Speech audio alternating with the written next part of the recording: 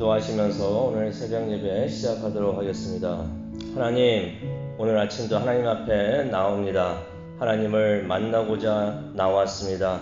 하나님의 임재하심을 체험하게 하여 주시고 또 하나님께서 들려주신 그 음성 또 그 메시지를 들을 수 있도록 하나님 인도하여 주시옵소서. 모든 영광 받으시옵시고 주님의 뜻이 이 시간 이루어질 수 있도록 하나님 은혜 내려 주시옵소서. 감사합니다. 예수님의 이름으로 기도합니다. 아멘. 우리 다 함께 찬송가 292장 하시겠습니다. 292장 주 없이 살 수 없네. 통일 찬송가는 415장입니다.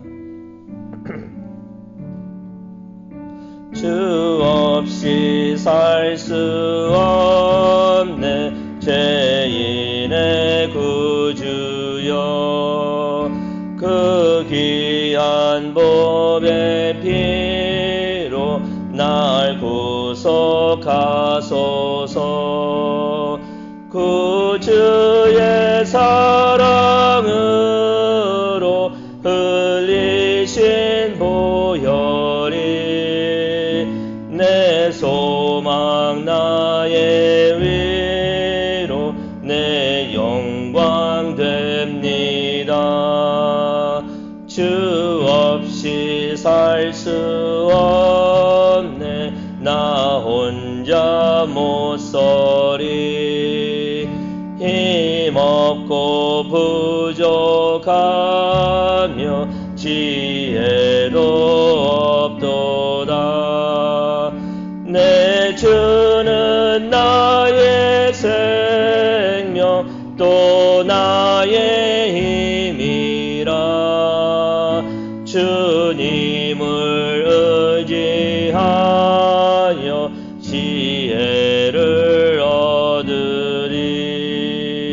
주 없이 살 수 없네.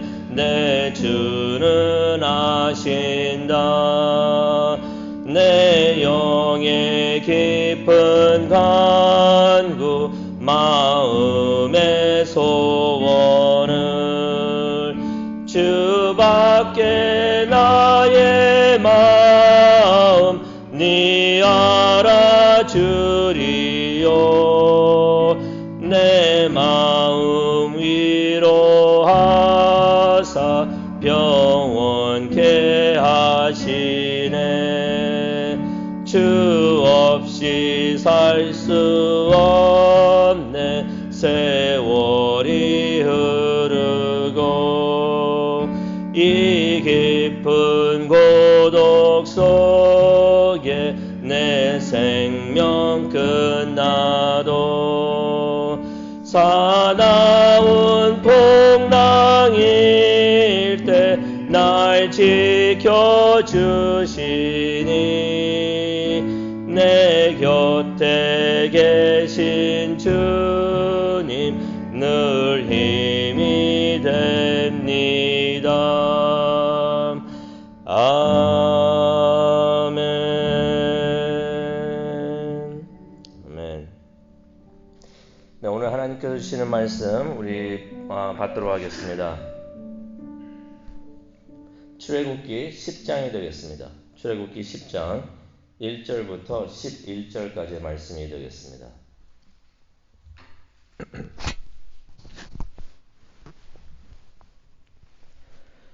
출애굽기 10장 1절부터 11절까지의 말씀을 우리 다 함께 한 목소리로 봉독하도록 하겠습니다. 출애굽기 10장 1절부터 11절까지의 말씀입니다. 다 찾으셨으면 읽도록 하겠습니다. 여호와께서 모세에게 이르시되 바로에게로 들어가라. 내가 그의 마음과 그의 신하들의 마음을 완강하게 함은 나의 표징을 그들 중에 보이기 위함이며 네게 내가 애굽에서 행한 일들 곧 내가 그들 가운데서 행한 표징을 내 아들과 내 자손의 귀에 전하기 위함이라. 너희는 내가 여호와인 줄 알리라. 모세와 아론이 바로에게 들어가서 그에게 이르되 히브리 사람의 하나님 여호와께서 말씀하시기를 내가 어느 때까지 내 앞에서 겸비하지 아니하겠느냐. 내 백성을 보내라. 그들이 나를 섬길 것이라. 네가 만일 내 백성 보내기를 거절하면 내일 내가 메뚜기를 내 격리에 들어가게 하리니 메뚜기가 진면을 덮어서 사람이 땅을 볼 수 없을 것이라. 메뚜기가 내게 남은 그것 곧 우박을 면하고 남은 것을 먹으며 너희를 위하여 들에서 자라나는 모든 나무를 먹을 것이며 또 내 집들과 내 모든 신하의 집들과 모든 애굽 사람들의 집들에 가득하리니 이는 내 아버지와 내 조상이 이 땅에 있었던 그날로부터 오늘날까지 보지 못하였던 것이라 하셨다 하고 돌이켜 바로에게서 나오니 바로의 신하들이 그에게 말하되 어느 때까지 이 사람이 우리의 함정이 되리이까? 그 사람을 보내어 그들의 하나님 여호와를 섬기게 하소서.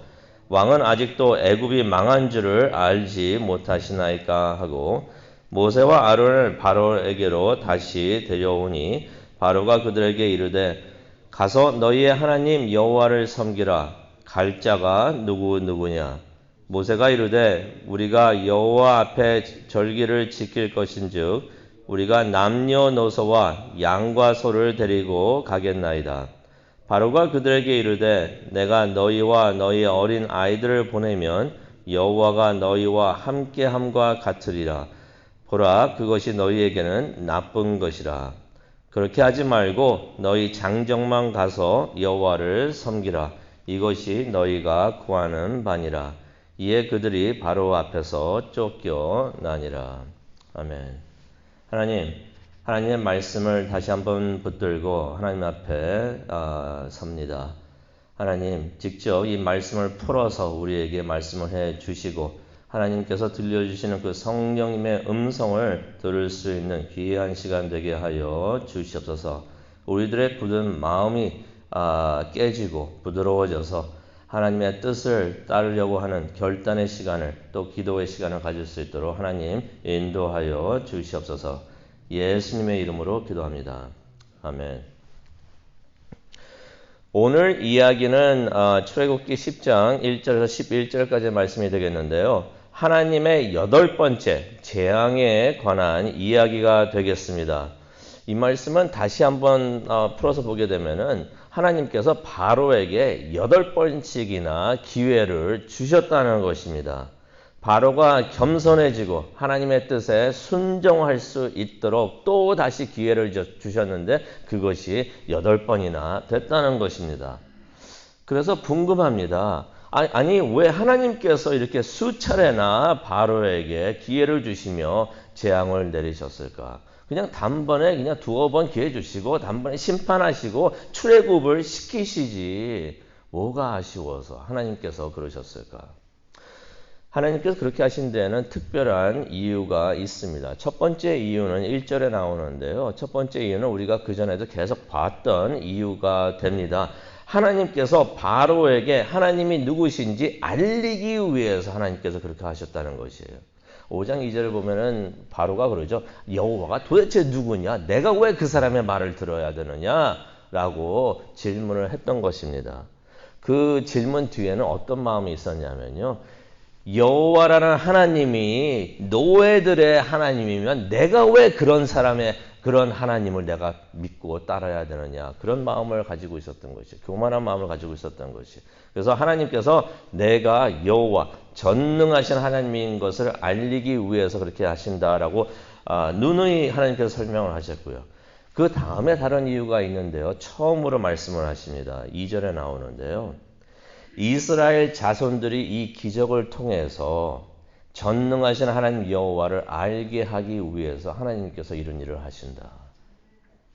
모세와 아론만이 아니고 그때 살고 있었던 이스라엘뿐만이 아니라 바로하고 애굽 사람들뿐만이 아니라 이스라엘의 후손들도 하나님이 누구신지 확실히 알게 하기 위해서 하나님이 여호와시고 위대하신 분인 줄을 알게 하기 위해서 하나님께서 그렇게 하신다라고 말씀을 하십니다. 그러니까 이스라엘의 후손들도 하나님이 위대하심을 깨닫고 하나님을 의지하기 위해서 하나님이 누군지를 확실히 아는 사람들은 하나님의 말씀에 순종을 합니다. 그리고 하나님을 의지하고 따르게 되는 것이에요. 그것을 위해서 하나님께서 이렇게 많은 재앙을 내리신다고 말씀을 하십니다.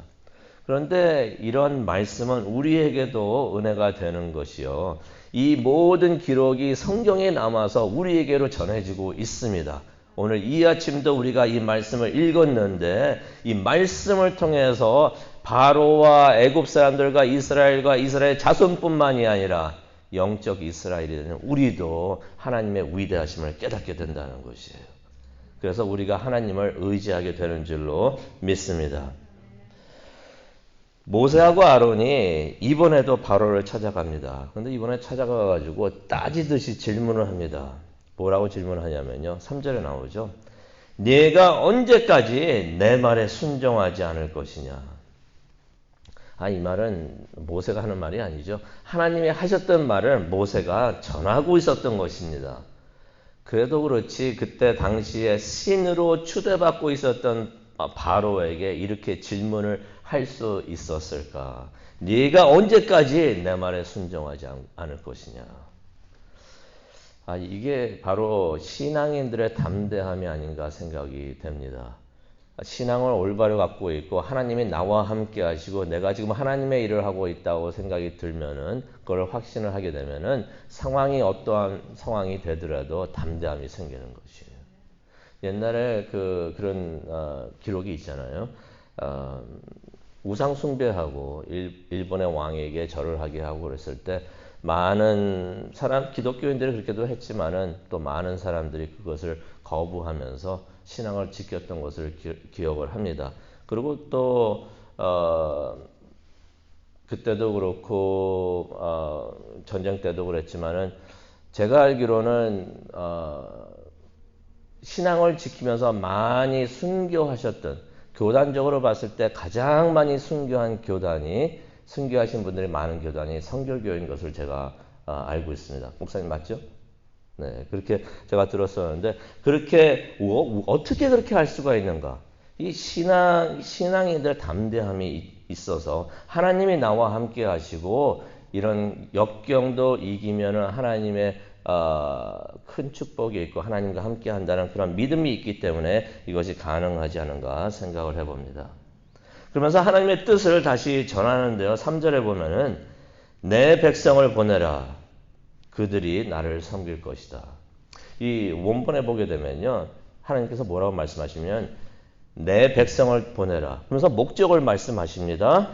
그들이 나를 섬길 것이다. 이게 목적도 될 수 있고 결과가 될 수 있는데요. 네가 이 백성들을 보내면 이 사람들이 나를 섬기게 될 것이다 라면서 하나님께서 말씀을 하시는 것입니다.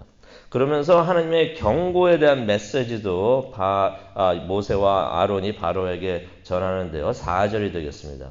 네가 만일 내 백성 보내기를 거절하면 내일 내가 메뚜기를 보낼 것이다.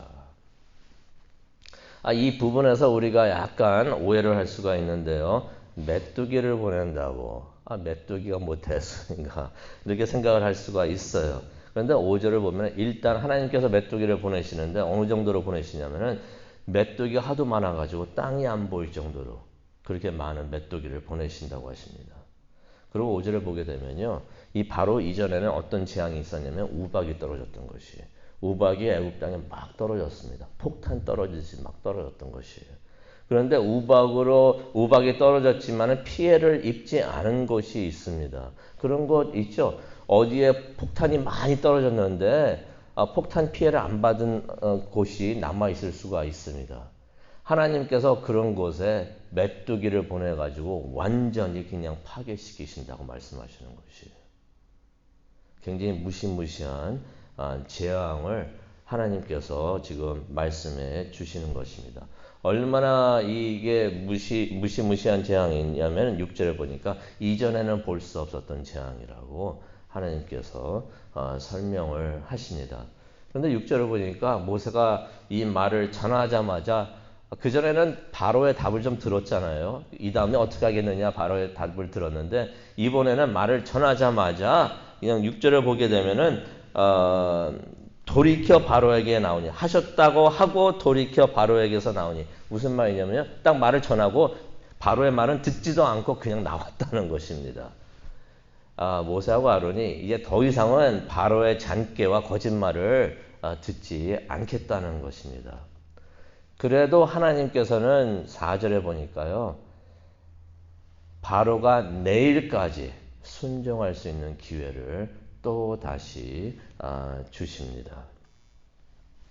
근데 이렇게 모세하고 아론이 바로 앞에서 나가니까 그때 함께 있었던 바로의 신하들이 있었습니다.